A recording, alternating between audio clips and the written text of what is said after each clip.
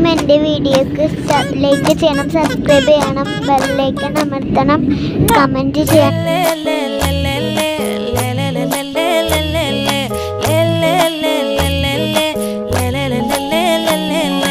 பாடி என் பொட்டல முட்டாயே, சின்ன ரத்தின கொட்டாயே, உன் குங்கும பொட்ட மேல வச்சாயே.